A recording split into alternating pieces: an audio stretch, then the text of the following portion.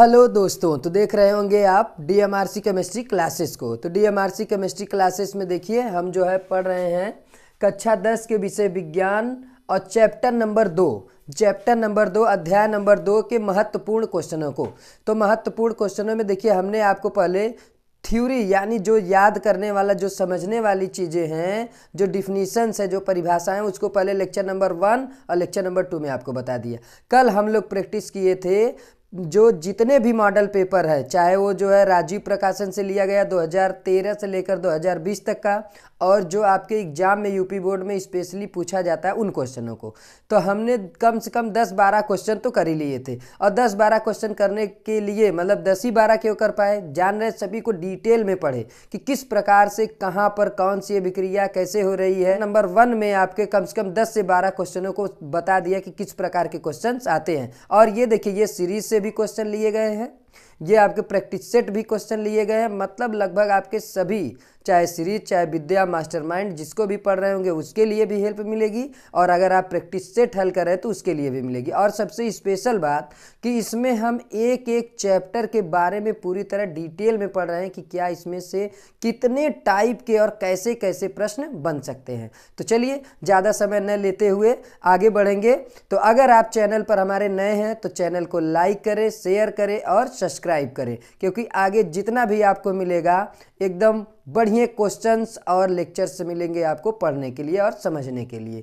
आप बता दिया था क्वेश्चन नंबर, लगभग ये वाला क्वेश्चन हम आपको बता दिए थे। यहाँ पर डबल जो है टिक लगा हुआ है सही का। यहाँ पर सोडियम क्लोराइड के जलीय विलयन में विद्युत धारा प्रवाहित करने पर विद्युत अपघटनी विधि वर्णन कीजिए। इस प्रक्रिया में बने मुख्य उत्पाद लिखिए। तो क्या क्या बना था, क्या बना था मुख्य उत्पाद? तो मुख्य उत्पाद हमारा बना था सोडियम हाइड्रोक्साइड और क्लोरीन गैस कहाँ निकल रही थी, बाहर निकल रही थी। दोनों को मुख्य उत्पाद मानते हैं और निकल कौन रहा है? क्लोरीन गैस, और बन क्या रहा है? Sodium hydroxide. तो सोडियम हाइड्रोक्साइड क्या है? एक प्रकार का क्षार, इसलिए इस अभिक्रिया को कहते थे क्लोर क्षार अभिक्रिया। तो चलिए आगे बढ़ते हैं। आपको दिया है अगला क्वेश्चन, यहाँ पर आप देख सकते हैं क्वेश्चनों को।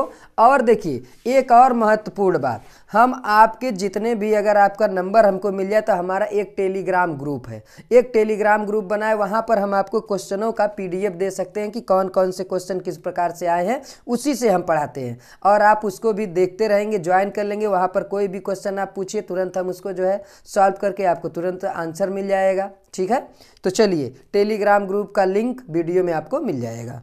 तो चलिए अगला क्वेश्चन है प्लास्टर ऑफ पेरिस। देखिए इस प्रकार का क्वेश्चन है, इस प्रकार का क्वेश्चन। तो क्वेश्चन है आपका प्लास्टर ऑफ पेरिस बनाने की एक विधि एवं एक उपयोग को आवश्यक रासायनिक समीकरण देते हुए लिखिए। तो प्लास्टर ऑफ पेरिस कैसे बनाते थे? जिप्सम, जिप्सम को हीट कीजिए, क्या बन गया? Plaster of Paris. उपयोग क्या है? टूटी हुई हड्डियों को देख रहे थे ना प्लास्टर चढ़ाने में, और बाकी चीज़ें तो हमने आपको बता दिया उसमें, तो ये तो आप पढ़ चुके हैं। फिर पूछा, देखिए प्लास्टर ऑफ पेरिस कितनी बार पूछा है, फिर पूछा है प्लास्टर ऑफ पेरिस बनाने की विधि तथा एक उपयोग लिखिए। तो प्लास्टर ऑफ पेरिस समझ लीजिए इंपॉर्टेंट है, वेरी वेरी इंपॉर्टेंट। धावन सोडा बनाने का रासायनिक समीकरण तथा इसका उपयोग भी लिखिए। यानी धावन सोडा आप कैसे बनाएंगे? धावन सोडा कौन सा सोडा? धावन सोडा कौन सा सोडा? खाने का सोडा? नो, बेकिंग सोडा नहीं है वो। धावन सोडा का मतलब सोडियम कार्बोनेट डेकाहाइड्रेट, कपड़े धोने का सोडा। क्लियर? आगे दिया है आपको कि बेकिंग सोडा बनाने की 2 विधियां, यानी 2 विधियां रासायनिक समीकरण सहित लिखिए। ये 2 नंबर का प्रश्न था। 2 विधियां रासायनिक समीकरण सहित, 2 रासायनिक समीकरण लिखेंगे 2 नंबर का, एक समीकरण 1 नंबर का। और फिर कहा है क्रियात्मक समूह को समझाइए और कॉपर के एक अयस्क का नाम लिखिए। कुल देखिए 4 नंबर का ये क्वेश्चन था। तो 2 क्वेश्चन अलग अलग चैप्टर से हैं। क्वेश्चन जो कहा क्रियात्मक समूह को समझाइए चैप्टर नंबर 4 में है, कॉपर के एक अयस्क का नाम चैप्टर नंबर 3 में। तो सबको डिस्कस करेंगे, तो इन क्वेश्चन को नहीं लेंगे, सिर्फ बेकिंग सोडा बनाने की 2 विधियों का रासायनिक समीकरण। चलिए इसको हम आपको बता देते हैं, वैसे भी बता चुके हैं, फिर भी देख लीजिए। तो देखिए बेकिंग सोडा बनाने की 2 विधियों का रासायनिक समीकरण। तो चलिए सोडियम बेकिंग सोडा क्या बनाना है? बेकिंग सोडा ही था ना, क्या बनाना था? हाँ, तो बेकिंग सोडा ही बनाना है। तो बेकिंग सोडा माने खाने का सोडा, NaHCO3। इसी को आपको क्या करना है, इसका फॉर्मेशन करना है, इसको बनाना है। कैसे कैसे आप बनाएंगे, दो विधि का आपको क्या करना है, लिख देना है सिर्फ समीकरण। तो पहला समीकरण याद होगा कि sodium chloride, ammonia gas, carbon dioxide और कौन, H2O, इन चारों को मिलाकर हीट कर देते हैं हल्का सा, तो क्या होता है, यहाँ से बनता था हमारा NaHCO3। तो देखिए NaH कहीं से ले लीजिए, CO3, और फिर क्या बनता था, आपने देखा था NH4 और Cl।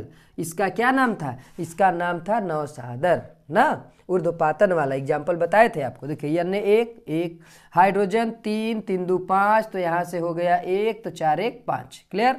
दोनों तरफ को मिलाते रासायनिक समीकरण संतुलित करना हम आपको बताए हैं लेक्चर में, जो चैप्टर नंबर 1 का है, तो उसको भी थोड़ा थोड़ा देखते रहिए। अगर नए हैं तो उस वहाँ पर जाकर वीडियो को जो है प्लेलिस्ट में आप देख सकते हैं कि किस प्रकार से उसको हमने बताया है। एकदम बेहतर तरीका है, आप आराम से समझ जाएंगे किस प्रकार रासायनिक समीकरणों को संतुलित करते हैं और कैसे अणुसूत्र बनाते हैं। तो Na1 H कितना हुआ था, 5 3 और 2 5, Na भी हो गया, Cl 1 है, Cl यहाँ पर भी 1 है, यहाँ देखिए।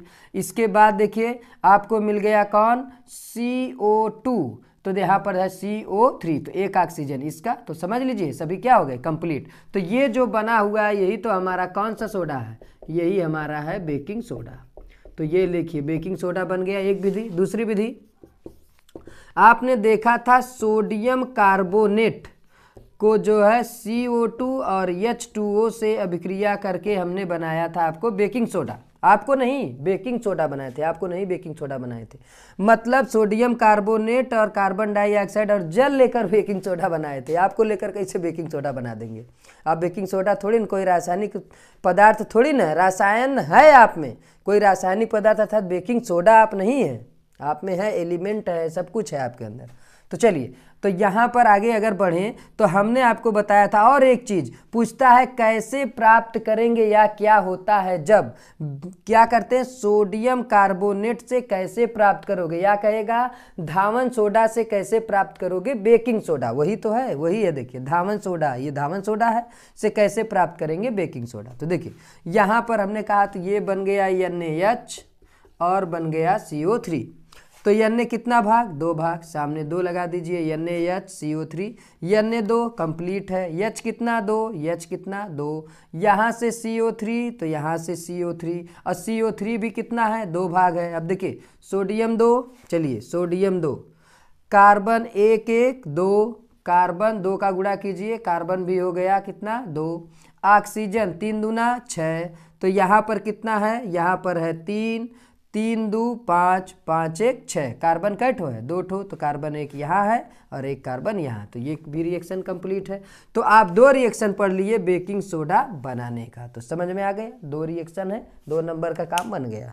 2 नंबर कहाँ पर, गूगल पे में, फोन पे में ना, ये अभी डिजिटल हो गया ना सब, पॉकेट में नहीं जा पाएगा, कल बता रहे थे उसके बारे में। चलिए अगले क्वेश्चन को लेते हैं, ज़्यादा जो है नहीं और आगे बढ़ते हैं ना, ज़्यादा बात न करते हुए और आगे हम बढ़ते हैं। देखिए कहा है कि अगला क्वेश्चन आपको दे रहा है कि कह रहा है कि धावन सोडा बनाने का रासायनिक समीकरण लिखिए तथा इसका एक उपयोग लिखिए। धावन सोडा बना ही लेंगे, समझ रहे हैं।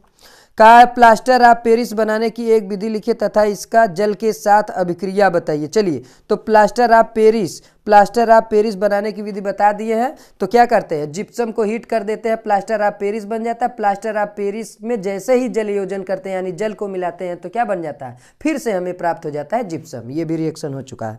पीएच मूल्य क्या है, दैनिक जीवन में पीएच का महत्व, पीएच मूल्य बता दिए थे। दैनिक जीवन में पीएच का महत्व थोड़ा सा उस पर प्रकाश डालेंगे, थोड़ा सा उसको आपको स्पष्ट करेंगे, समझाएंगे किस प्रकार से, देख लीजिए जरा। तो पीएच मान क्या है, तो कहे थे पीएच मान हाइड्रोजन आयन सांद्रता, हाइड्रोजन आयन सांद्रता। ये जो बड़ा कोष्टक आप देख रहे हैं ना, ये मत सोचिए कि ये बड़ा कोष्टक लगा है, ये बड़ा कोष्टक बता रहा है हाइड्रोजन आयन की सांद्रता। सांद्रता को व्यक्त करने के लिए बड़े कोष्टक में रखते हैं, एलिमेंटों को। ऐसा देखिए, तो ये हाइड्रोजन आयन सांद्रता लिखा है, ये खाली हाइड्रोजन और बड़का कोष्टक नहीं लगा है, समझ में आ गया। और यहाँ पर कहा हाइड्रोजन आयन सांद्रता के ऋणात्मक लघुगणक, लघुगणक माने लॉग, ऋणात्मक लघुगणक को क्या कहते हैं, पीएच मान। तो ये हो गया पीएच मान। अभी और आगे डिटेल चलिए, पीएच का पूछ रहा है, पीएच का महत्व बताइए, पीएच का महत्व।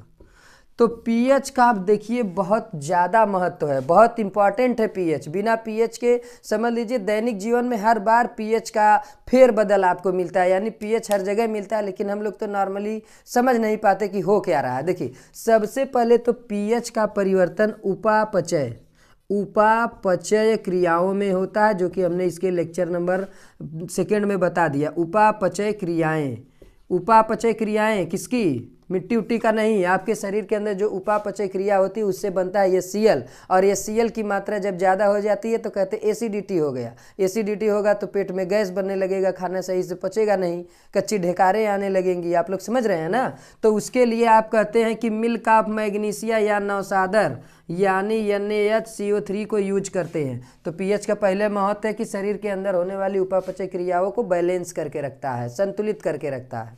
सेकेंड पॉइंट, मृदा परीक्षण, मृदा परीक्षण यानी मिट्टी का परीक्षण। मिट्टी जहाँ भी फसलों की बुआई होती है, जहाँ पर बंजर ज़मीन है उसको टेस्ट करते हैं। कहते हैं बंजरों में भी खेती होने लगी है अब, बहुत पहले नहीं होता था, बंजरों को वैसे ही छोड़ देते थे। अभी कैसे, तो टेक्नोलॉजी बढ़ रही है, बंजरों को भी सही कर ले रहे हैं। तो किस प्रकार से कर रहे हैं बंजरों को सही, उसमें जो है अलग अलग से जो है कैल्शियम हाइड्रोक्साइड मिला रहे हैं, अन्य पदार्थों को मिलाकर उसको क्या बना दे रहे हैं, उसको जो है बंजर भूमि को उपजाऊ बना रहे हैं। और यहाँ पर टेस्ट क्या करते हैं, पीएच। तो पीएच मान अगर जो है 5 दशमलव समथिंग से 8 दशमलव समथिंग होगा, मतलब लगभग इसके बराबर होगा लगभग, तो आपका जो खेत है उसमें उपजाऊ यानी फसलों की पैदावार ज़्यादा होगी। टेस्ट करके बताते हैं, और टेस्ट करने के बाद आपको ज़्यादा देखिए बड़े जो खेतीहर हैं, जो बड़े मतलब किसान हैं, वो ये भी बोने से पहले कहेंगे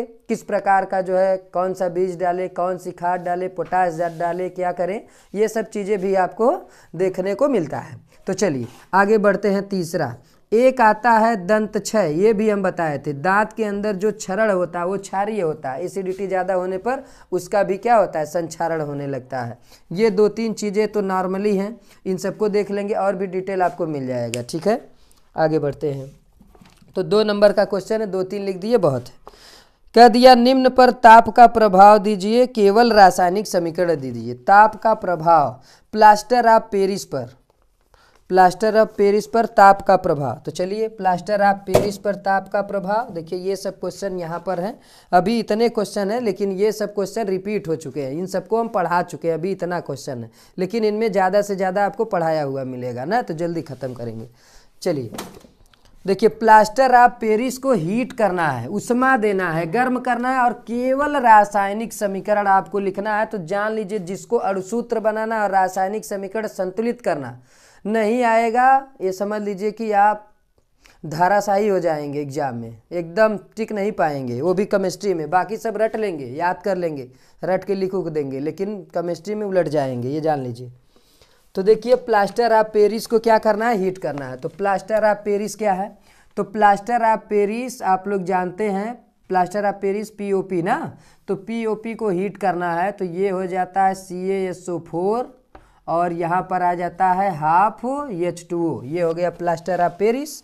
इसको हीट करना है तो क्या बनेगा, कह रहा है कि इसको हीट कर दे तो क्या बनेगा। देखिए कल के लेक्चर में भी हमने इसको बताया था, हीट करेंगे तो यहाँ से बन जाता है CaSO4 और प्लस क्या निकल जाता है यहाँ से, हाफ H2O कहाँ निकल जाता है, बाहर। इसे कहते हैं मृत तापित, मृत तापित चूना, या मृत तापित चूना नहीं कह सकते आप, प्लास्टर कह दीजिए, मृत तापित प्लास्टर। अब ये तो हो गया, ये लगभग 140 के करीब में टेम्परेचर रखेंगे तब 140 डिग्री। और अगर इसको और ज़्यादा हीट कर दिए, यानी मृत तापित जो चूना उसको भी हीट कर दीजिए और ज़्यादा, मान लीजिए 240 डिग्री सेल्सियस, तब क्या होगा, यहाँ से बन जाता है CaO और यहाँ से ये आपका जो है ये निकल जाता है बाहर। तो ये बाहर निकल जाता है आपका किसके साथ, ये बना लेता है SO2 सल्फर डाइऑक्साइड, और आपको प्राप्त हो जाता है क्या, कैल्शियम ऑक्साइड। इसका 2 मोल ले लीजिए, तो यहाँ पर ये हो जाएगा, इसका 2 मोल बना लीजिए, यहाँ पर 4 दूना 8 हो जाएगा, सल्फर को दुगना कर दीजिए, तो ये हो गया 2। तो यहाँ पर कितना बन रहा है, तो 2 भाग बन जाएगा CaO, और यहाँ से ये भी संतुलित नहीं हो रहा है ना, यहाँ पर 3, ये CaO ना, CaO बनाइए कैल्शियम ऑक्साइड ना, और यहाँ से बचा कौन, SO3 को बाहर निकाल लीजिए, 2 को क्या है, SO3 बाहर निकाल दीजिए, सल्फर ट्राइऑक्साइड कहाँ निकल जाता है बाहर, और आपको मिलता क्या है, कैल्शियम ऑक्साइड, बुझा हुआ जागृत चूना, क्या मिल जाता है, जागृत चूना। और ज़्यादा हीट कर दोगे तो अभी क्या, अभी ये फिर से ऑक्साइड भी बाहर निकल जाएगा। तो चलिए दूसरा कह रहा है कौन सा, और सोडियम बाइकार्बोनेट को हीट करना है, सोडियम बाइकार्बोनेट, ये देखा सोडियम है और ये है कार्बोनेट, बाई का मतलब यहाँ पर लगा है H, तो सोडियम बाइकार्बोनेट, इसको क्या करना है, हीट कर देना है। तो यहाँ से देखिए बनता है Na2CO3, इसको संतुलित आप करके देखिए, Na2CO3 प्लस आपको मिलता है CO2, तो अभी हाँ CO2 अभी मिलेगा, तो यहाँ से बाहर होता है CO2 और प्लस क्या बाहर होता है H2O, देखिए ऐसा कुछ हो जाएगा। यहाँ से देखिए सोडियम 2, CO3 कितना है 2, तो एक CO3, तो इसके साथ एक CO3 बच गया। यहाँ से हाइड्रोजन बचा हुआ है 2, बाहर निकल गया CO2, तो बचा कितना, एक ऑक्सीजन और 2 हाइड्रोजन मिलके क्या बना दिए H2O, तो कौन सी गैस बाहर निकल रही है, हाइड्रोजन गैस, और बन रहा है सोडियम कार्बोनेट।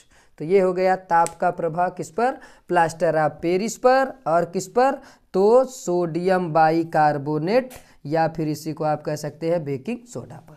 ठीक, और आगे बढ़ते हैं, और देखिए आप कॉपी और पेन लेकर इसको लिखते रहेंगे, समझते रहेंगे, ये नहीं कि खाली वीडियो देख रहे हैं बैठ के जो है आराम से, कुछ नहीं होगा। अगर आप इसको लिखते नहीं रहेंगे, समझते नहीं रहेंगे, बनाते नहीं रहेंगे, तो कुछ नहीं होने वाला है। चलिए आगे बढ़ते हैं, आगे अगला क्वेश्चन लेते हैं। तो अगला क्वेश्चन किस प्रकार का है देखिए, तो अगला क्वेश्चन आपको मिल रहा है, कह रहा है कि एक विलयन में हाइड्रोक्साइड आयन सांद्रता, हाइड्रोक्साइड आयन सांद्रता, हाइड्रोक्साइड का मतलब कौन सा ion, OH minus ion, OH minus ion की सांद्रता 1 × 10 के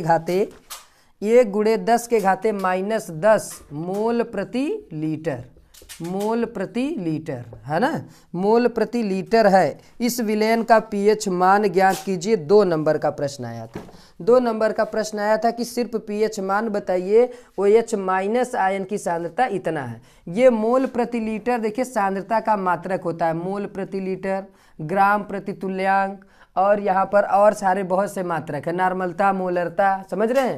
तो यहाँ पर मोल प्रति लीटर आपको दिया है। तो यहाँ पर देखिए, यहाँ पर हाइड्रोजन आयन की सांद्रता नहीं दिया है, हाइड्रोक्साइड आयन की सांद्रता दिया है। तो यहाँ पर आपको विलेयता गुणनफल यूज करना पड़ता है, जहाँ पर हाइड्रोजन आयन सांद्रता और हाइड्रोक्साइड आयन सांद्रता का गुणनफल 1 × 10 के घाते -14 के क्या होता है, बराबर होता है। तो चलिए यहाँ पर एक सूत्र प्रयुक्त होगा, आप डायरेक्ट देखिए, बहुत से बच्चे यही गलती करते हैं कि यहाँ पर हाइड्रोक्साइड OH माइनस आयन सांद्रता दिया है, फटाक से रख के 10 के घाते -10 काट कूट दिए, आ गया आंसर 10, गलत, तुरंत गलत होगा, क्योंकि यहाँ पर आपका जो pH वाला फार्मूला है वहाँ पर हाइड्रोजन आयन सांद्रता आपको सूत्र में मालूम है, न कि हाइड्रोक्साइड आयन सांद्रता। तो सबसे पहले आपको हाइड्रोजन आयन सांद्रता निकालनी पड़ेगी। तो कैसे निकालेंगे, तो यहाँ पर देखिए विलेयता गुणनफल होता है हाइड्रोजन आयन सांद्रता गुणे हाइड्रोक्साइड आयन सांद्रता का गुणनफल 1 × 10 के घाते -14 होता है। तो अभी देखिए हाइड्रोजन आयन सांद्रता यहाँ से निकालना ही है, हाइड्रोक्साइड आयन सांद्रता 1 × 10 के घाते -10, 1 × 10 के घाते -14, ये गुणांक है, कहाँ जाएगा, बटे में, गुणांक हमेशा कहाँ जाएगा, बटे में, यानी अपान में चला जाएगा। 1 × 10 के घाते -14 बटे 1 × 10 के घाते -10, तो 1 से 1 गया, काटिए या ना काटिए तब भी कोई दिक्कत नहीं। ये माइनस है, ऊपर जाएगा तो क्या होगा, प्लस, तो H प्लस बराबर 10 के घाते -14 × 10 के घाते +10। अब यहाँ एक फार्मूला यूज होता है, ये यम ए पे पावर यम इंटू ए पे पावर यम, इसको लिखते हैं ए पे पावर यम प्लस यन। ए और ए क्या है, यदि दो संख्याओं के आधार बराबर हैं और उनके घात अलग अलग है तो ये घात आपस में क्या होते हैं, जुड़ जाते हैं। तो जरा इसको जोड़िए, 10 के घाते -14 और प्लस 10, यही तो करेंगे। तो यहाँ पर करेंगे तो -14 में 10 जुड़ेगा थोड़ी ना, -14 में से 10 पहले क्या करेगा, घट जाएगा, तो घटेगा तो आएगा 10 के घाते -4। तो यहाँ पर हाइड्रोजन आयन सांद्रता आ गई 10 के घाते -4। अब हम फार्मूला लगाएंगे किसका, अब लगाएंगे पीएच मान का। तो देखिए पीएच मान के लिए फार्मूला इधर हम लगा रहे हैं, देखिएगा। तो यहाँ पर होता है पीएच बराबर -log H प्लस आयन की सांद्रता। सब लोग इधर से इधर जाते हैं, आगे से पीछे, तो हम पीछे से ही आगे चले आते हैं, ऐसा हो जाता है कभी कभी क्वेश्चंस को हल करते वक्त। तो यहाँ पर देखिए -log, यहाँ पर हो जाएगा 10 के घाते -4। तो यहाँ पर देखिए 10 के घाते -4, इसको कैसे हल करेंगे, तो यहाँ एक फार्मूला लगता है, इसके बारे में हम आपको बताए थे पीएच पढ़ाते वक्त, यहीं पर हम लिख देते हैं log यम पे पावर यन, इसको लिखते हैं यन log यम, है ना, यानी पावर आ जाता है पहले और ये चला जाता है बाद में। तो यहाँ पर क्या होगा, पीएच बराबर -4 और log आ जाएगा 10, और इसका बेस देखिए, इसका 10 लेकर चलते हैं, बेस कितना लेते हैं 10, और log 10 का मान होता है 1। अगर बेस 10 है और यहाँ पर भी 10 है तो इसका मान होता है, कितना मान होता है 1। तो माइनस माइनस प्लस, तो माइनस माइनस प्लस यानी 4, और log इतने का मान 1, तो पीएच का मान आ गया कितना 4।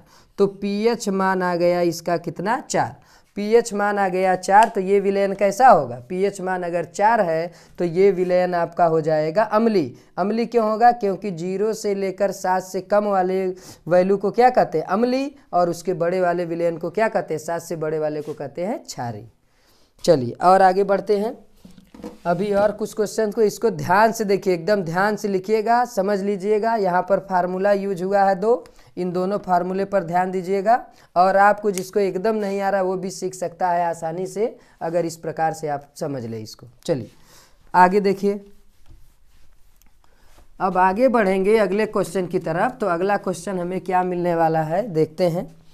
अगला क्वेश्चन आपको मिल रहा है, बता रहा है कि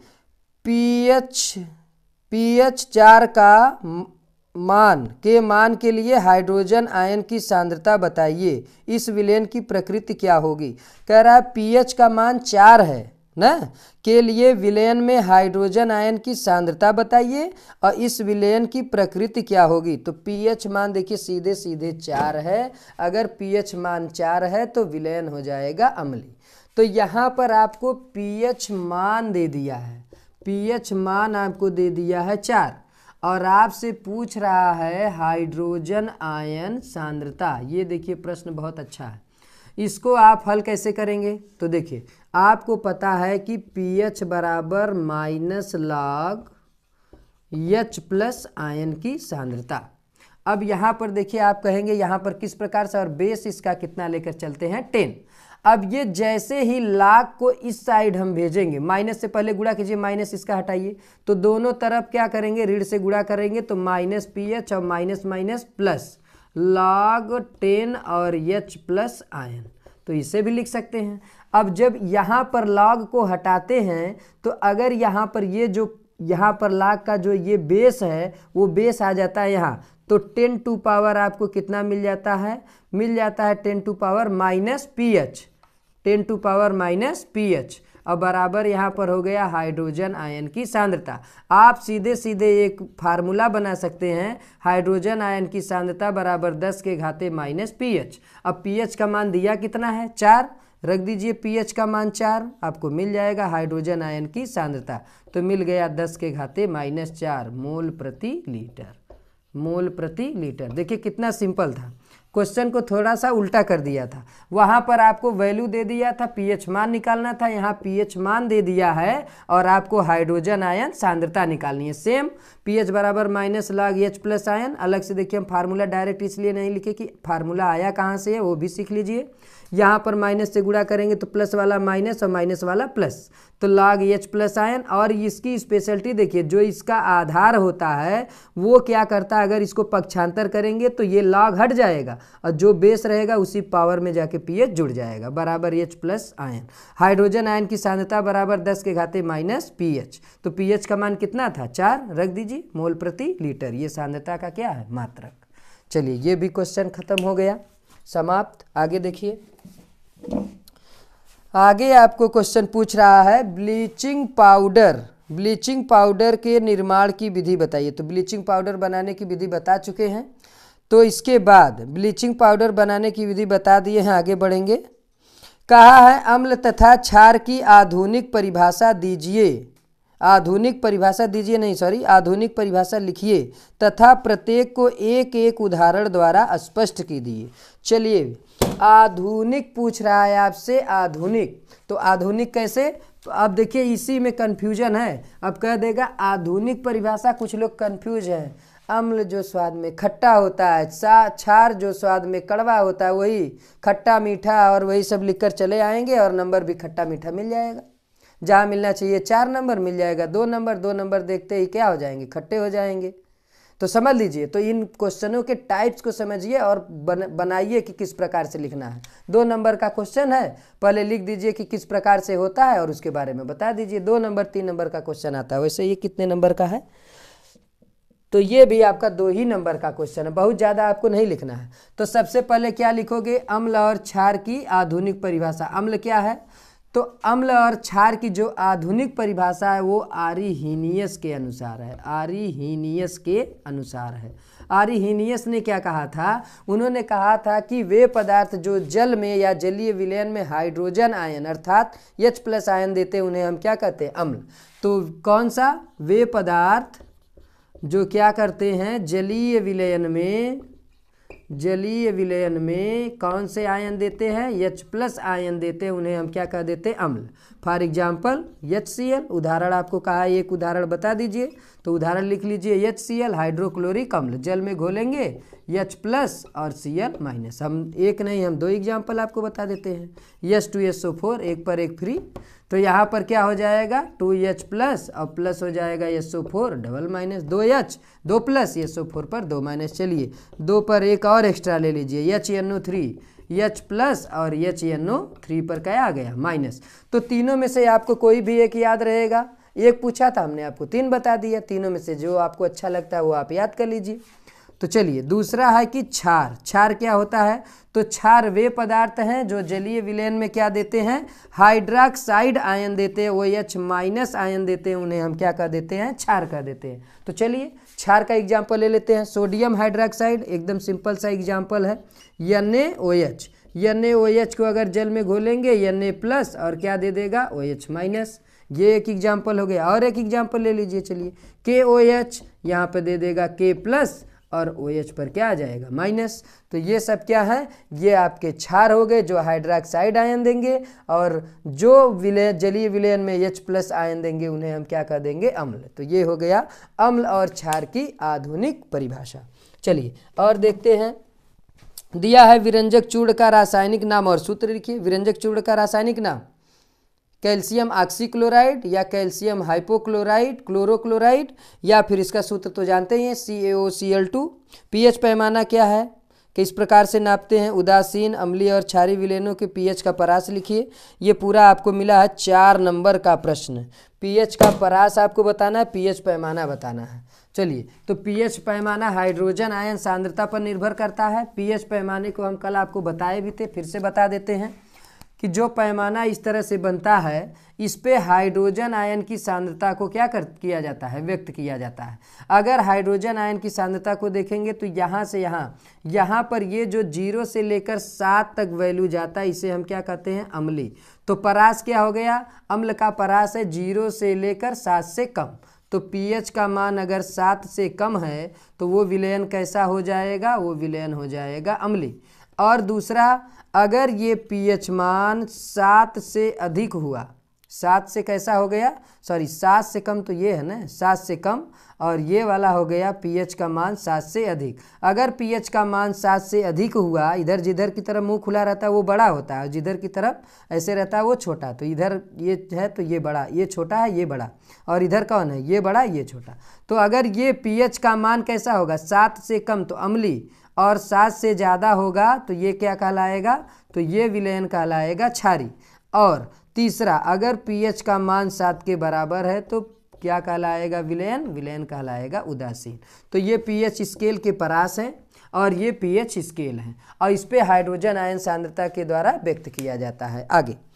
आगे दे रहा है आपको कि आवश्यक समीकरण देकर बताइए कि निम्न को कैसे प्राप्त करेंगे। धावन सोडा से बेकिंग सोडा अभी बताए थे, इसको दोबारा हम फिर से रिपीट नहीं करने वाले हैं। एक और क्वेश्चन आपको दिया, पोटेशियम हाइड्रोक्साइड विलयन की सांद्रता 1 × 10⁻⁵ है और कह रहा है इसका pH मान बताइए। तो ये क्वेश्चन कुछ बढ़िया लग रहा है। पोटेशियम हाइड्रोक्साइड, चलिए भैया, पोटेशियम हाइड्रोक्साइड 1 × 10⁻⁵ है। पोटेशियम हाइड्रोक्साइड का फार्मूला बताएंगे। पोटेशियम POH, गलत, पोटेशियम का संकेत होता है K। तो पोटेशियम हाइड्रोक्साइड का मतलब KOH। KOH की सांद्रता दिया है 1 × 10⁻⁵ मोल प्रति लीटर। अब यहाँ से देखिए आपको आइडिया लगाना होगा कि ये KOH है, तो KOH है क्या, क्षार, और KOH जलीय विलयन में घुलेगा तो K+ देगा और OH- देगा। अर्थात ये जो सांद्रता दी हुई है 1 × 10⁻⁵, ये हाइड्रोजन आयन की सांद्रता नहीं बल्कि हाइड्रोक्साइड आयन की सांद्रता दी हुई। यहाँ से सबसे पहले क्या निकालेंगे, हाइड्रोजन आयन की सांद्रता। इसको हम इसीलिए लिए हैं क्वेश्चन कि KOH दिया है, तो यहाँ पर आप ध्यान देंगे कि कौन सा आयन रिलीज होगा, OH- अर्थात हाइड्रोक्साइड आयन होगा मुक्त, और उसी की सांद्रता आपको यहाँ पर दिया गया है। अगर यहीं पर आपको दिया होता HCl तो आप सीधे सीधे समझ जाइए ये देता है H+ और Cl-, तो किसकी सांद्रता देता है, हाइड्रोजन आयन की सांद्रता देता है H+ का, और तुरंत हम फार्मूला लगा देते pH बराबर -log H+ आयन की सांद्रता। लेकिन यहाँ पर आपको देखिए, आपको कंफ्यूज करने के लिए दिया हुआ है KOH, और यहाँ पर जो सांद्रता है वो हाइड्रोक्साइड आयन की सांद्रता है, न कि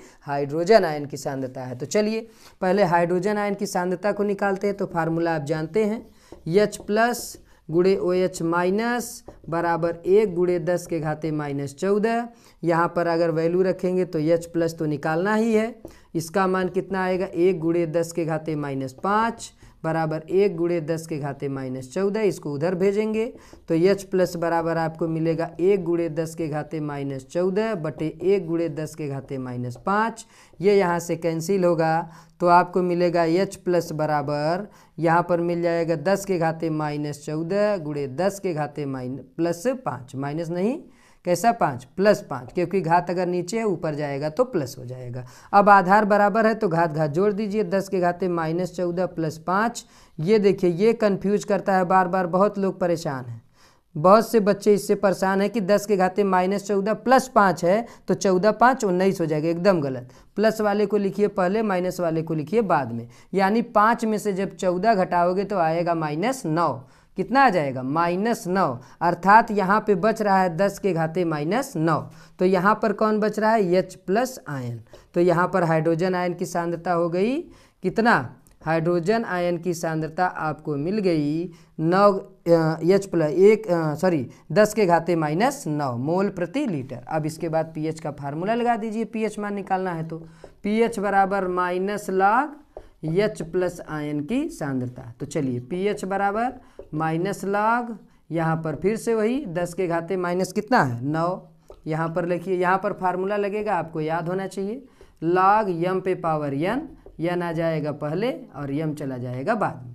तो यहाँ पर n और m कौन है, तो यहाँ पर m है 10 और n कौन है, n है 9। 9 कहाँ आ जाएगा पहले, तो -1 और × -9, और यहाँ पर आ जाएगा log बेस 10 पर निकालते हैं, ये ध्यान दीजिएगा, यहाँ पर आ गया 10 और इसका मान आप जानते हैं कितना होता है 1। तो यहाँ पर रखिए pH बराबर -−+9, 9 × 1 अर्थात 9। तो आ गया कितना मान, आ गया pH का मान 9। तो जरा स्पष्ट कीजिए, तो pH का मान यहाँ पर 9 है ना, और ये KOH क्या है, ये भी तो एक प्रकार का क्षार है। तो जब ये क्षार है तो इसका pH मान भी तो क्षार वाला आना चाहिए। तो क्षार का वैल्यू कितना आ गया है, pH का मान आ गया है 9। तो इसका मतलब विलयन कैसा होगा, विलयन हो जाएगा क्षारी। आपको सिर्फ कंफ्यूज किया है कि डायरेक्ट आप 5 देखो और बता दो विलयन कैसा है, अम्लीय, गलत। इसको जब पूरी तरह से हल करेंगे तो हाइड्रोजन आयन की सांद्रता आएगी, फिर उसको हल करेंगे तो pH का मान आएगा 9, और विलयन कैसा होगा, क्षारी। आप तो इसको देख ही रहे हैं ना कि ये क्षार है ना, तो विलयन क्षारी ही होगा, अम्लीय कहाँ से हो जाएगा। चलिए आगे बढ़िए।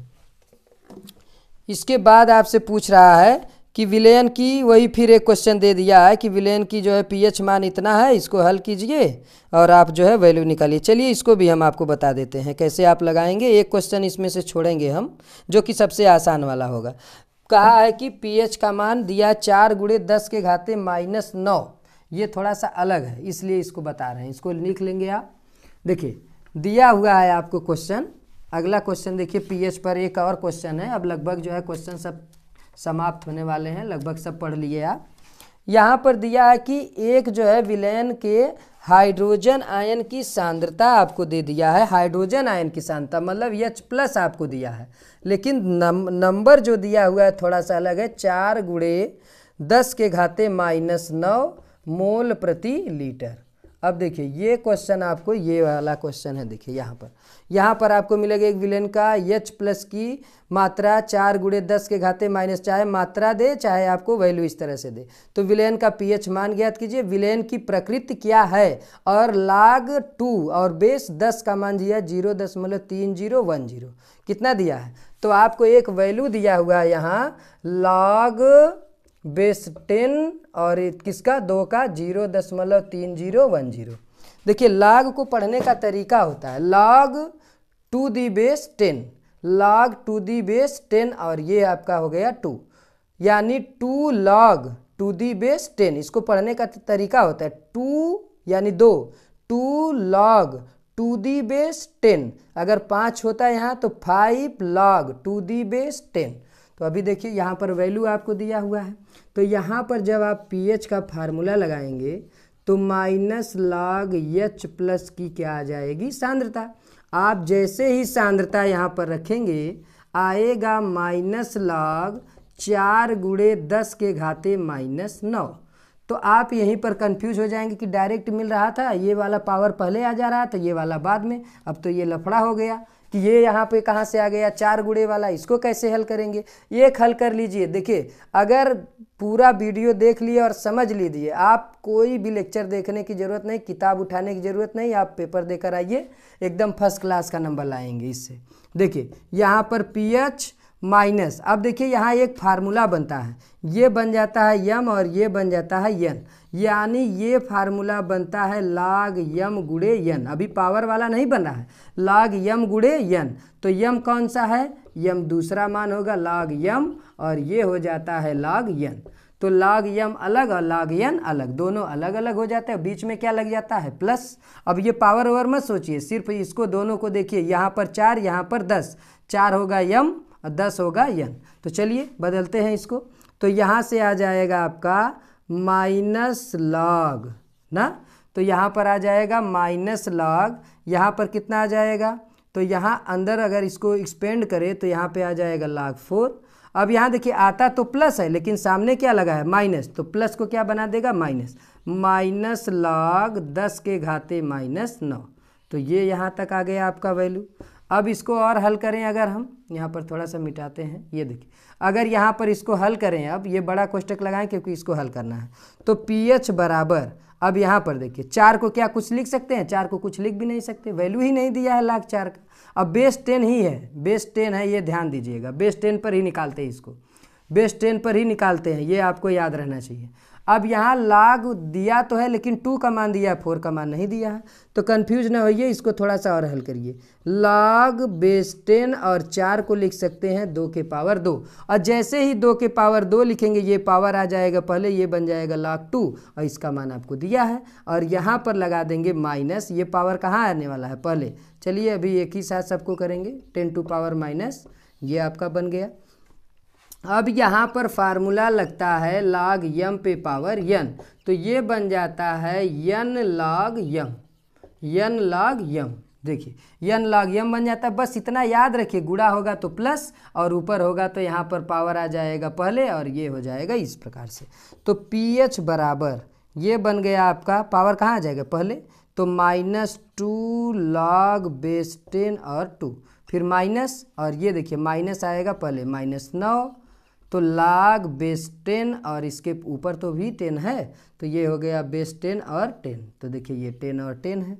इसको अगर हल करें हम तो कितना मिल जाएगा, pH बराबर आपको मिल जाएगा -2 गुणे कितना 0.3010, ये इसका मान देखिए यहाँ पर दिया हुआ है, तो यहाँ रख देंगे माइनस माइनस माइनस प्लस 9 गुणे 1, इसका मान तो एक ही होता है।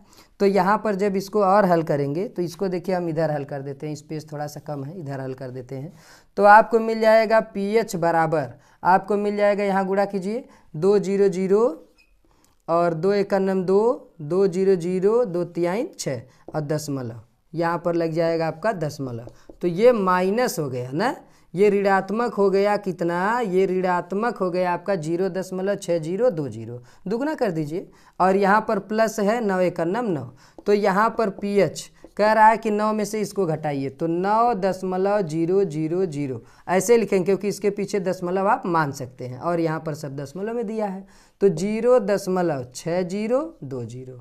हल कीजिए, यहाँ पे आ जाएगा, उधार लेंगे मतलब हासिल लेते हैं ना, यहाँ पर 10 10, यहाँ तो कोई लेने की ज़रूरत नहीं, 0, यहाँ पर 10 10 में से 2 घटाएंगे 8, यहाँ पर 9 सीधे सीधे 9, यहाँ पर भी 9 है तो सीधे सीधे 3 और यहाँ पर लग गया दशमलव, यहाँ से ही लिए थे तो ये हो गया 8।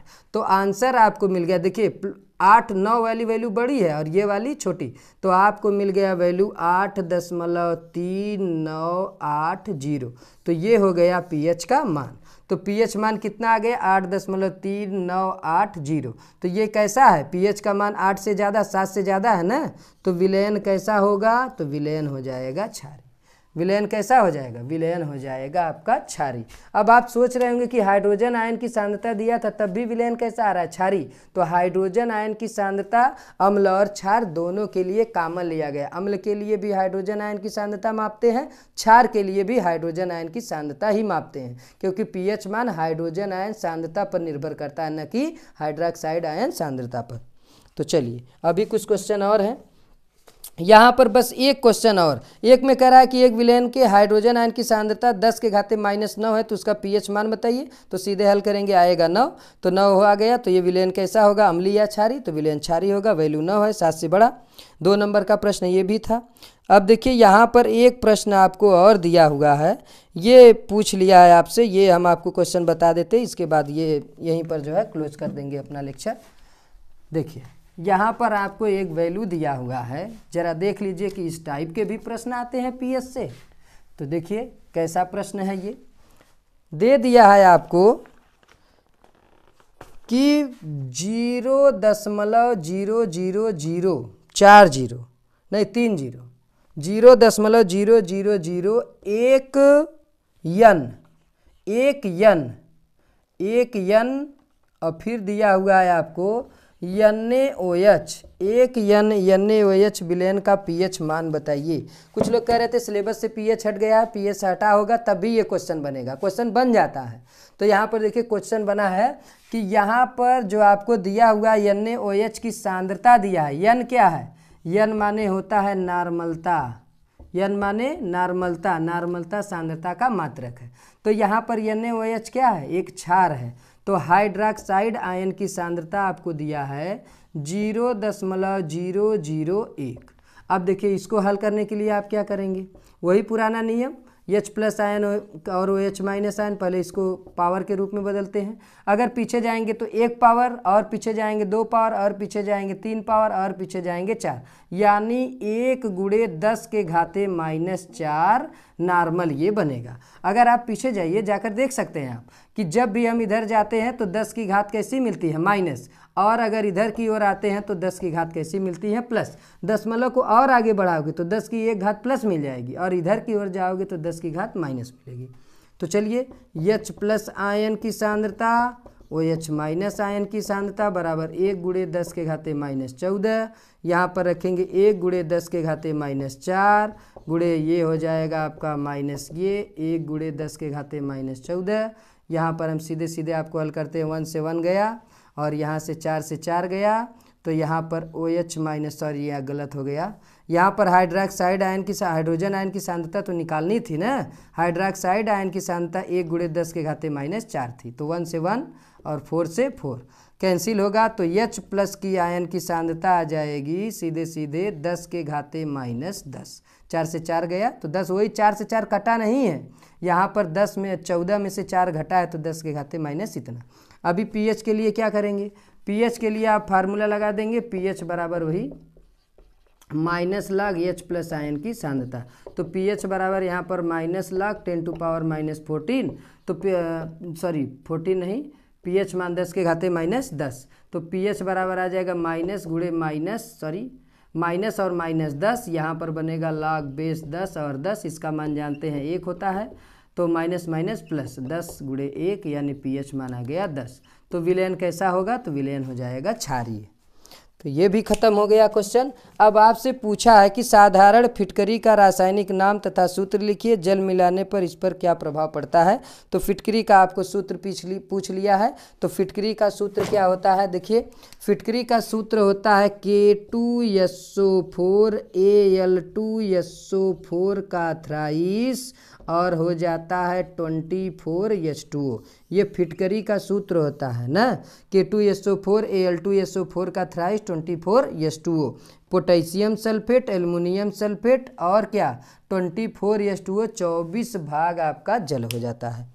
फिर आपसे कोई क्वेश्चन नहीं, फिर आपको यहाँ पर आगे सभी क्वेश्चन लगभग कंप्लीट हो गए हैं। फिर कहा है आप बताइए सोडियम बाइकार्बोनेट से वही बेकिंग सोडा वोडा कैसे बनाएंगे, तो वो सब आप देख रहे हैं, बेकिंग सोडा किस प्रकार से आप बनाने वाले हैं ना। तो यहीं पर देखिए आपका पूरा लेक्चर नंबर 2 पर सभी क्वेश्चंस आपके हो गए हैं समाप्त, और हम भी अपने लेक्चर को यहीं पर करेंगे समाप्त, और आपका चैप्टर नंबर 2 पूरी तरह से कंप्लीट हो गया। धन्यवाद।